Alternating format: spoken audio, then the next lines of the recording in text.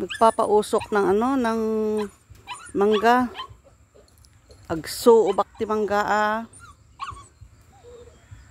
Kaso walang usok kasi puro ano yan eh. Yung bark ng kahoy tsaka yung mga kawayan. Yung mga to yung ano, bark ng kahoy at tsaka yung kawayan, kaya apoy yan. Hindi masyado mausok. Ganon din dito sa kabila oh. Yung mga ano yan, balat ng mga kahoy.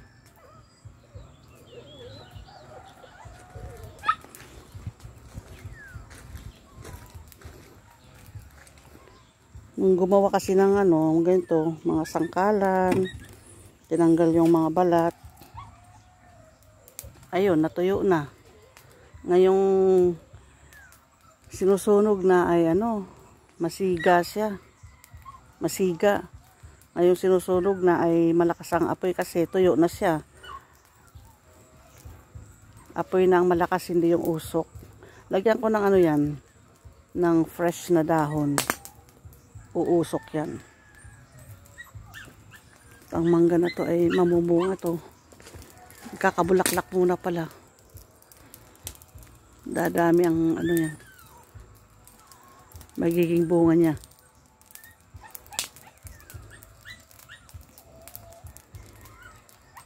Walang pinagtabasan kasi ng damo eh.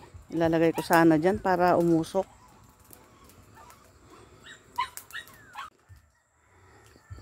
Ayan, nilagyan ko nga siya ng ano, bagong bunot na damo. Umusok nga. Nahirapan siyang umapoy dahil ano eh, fresh yun eh. Hindi pa tuyo yung damo. Umusok nga. Doon naman pumunta yung usok. Sa space na yan.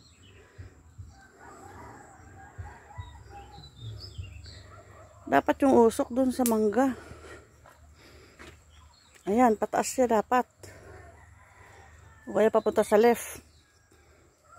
Ayan, tumaas na.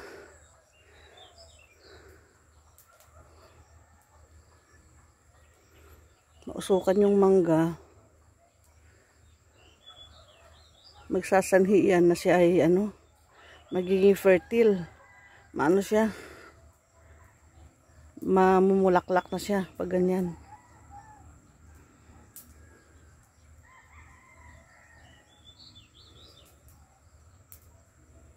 Bukas pausukan ko ulit.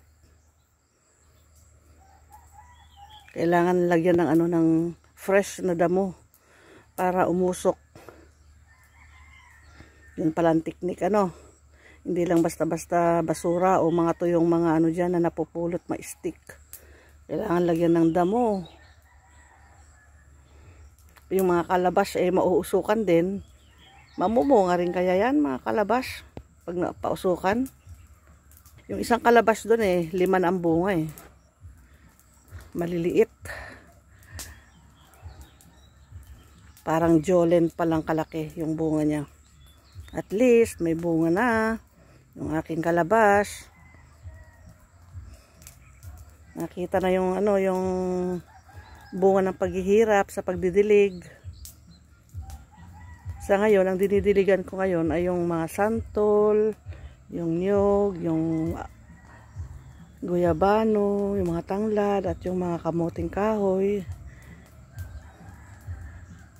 Yung madre de agua, yan, mga papaya. Pero yung kalabas na yan, yung mga malalaki na yan, hindi na. Ang dinidiligan ko na lang ay yung 2 kalabas doon sa dulo. Maliit kasi yun, maliliit pa. Tsaka yung may bunga. Dinidiligan ko yun. Pwede ko na kaya iwanan to. Hindi na siguro mag-i-spread ang apoy niyan kasi nakatumpok naman sila dyan eh. Yung paligid niya malinis naman.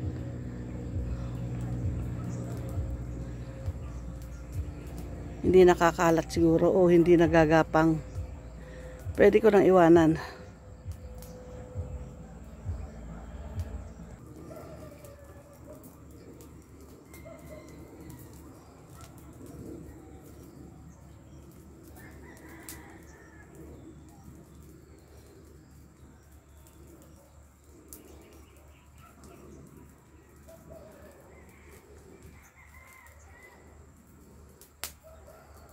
Didiligan ko yun, yung aking, ano yun, Bangkok santol.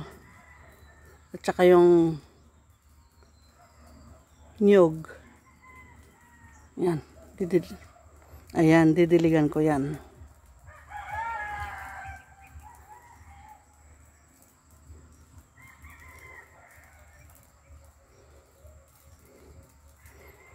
Maganda yung usok niya, oh, pataas.